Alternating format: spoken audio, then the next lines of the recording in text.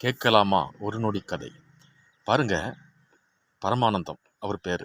அவர் கையில் கேக் பெட்டியோட அவர் ஃப்ரெண்டு பரமசிவத்து வீட்டுக்கு போகிறாரு.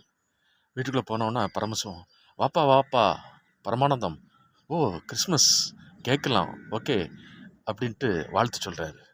சொல்லிவிட்டு அவர், என்னப்பா இது வரைக்கும் நீ கேக் கொடுத்ததே இல்லை, புதுசாக கொண்டு வந்திருக்க, சரி பரவாயில்ல இருந்தாலும் கேப்பி கிறிஸ்மஸ் அப்படின்னு வாங்கி வச்சுட்டு அவரும் நன்றிப்பா அப்படின்னு சொல்லிட்டு போயிடுறாரு. உடனே அந்த பரமசிவத்தோட அவங்க வீட்டம்மா மனைவி வீட்டுக்குள்ளே வர்றாங்க.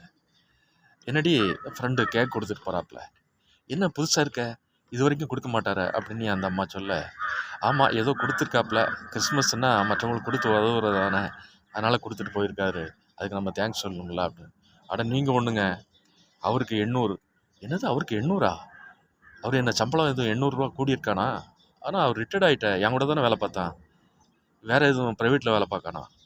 அட இல்லைங்க, அவருக்கு சுகர் 800. அவர் வீட்டுக்கார அம்மாவுக்கு சுகர் 400.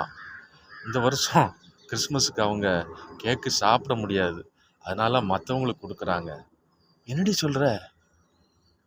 பாவி மனுஷன், சுகர் இல்லாமல் இருக்கும்போது எல்லாத்தையும் கொடுத்துருக்கலாம், சுகர் வந்த பிறகு கொடுத்து பிராயச்சித்தம் பண்ணுறான்.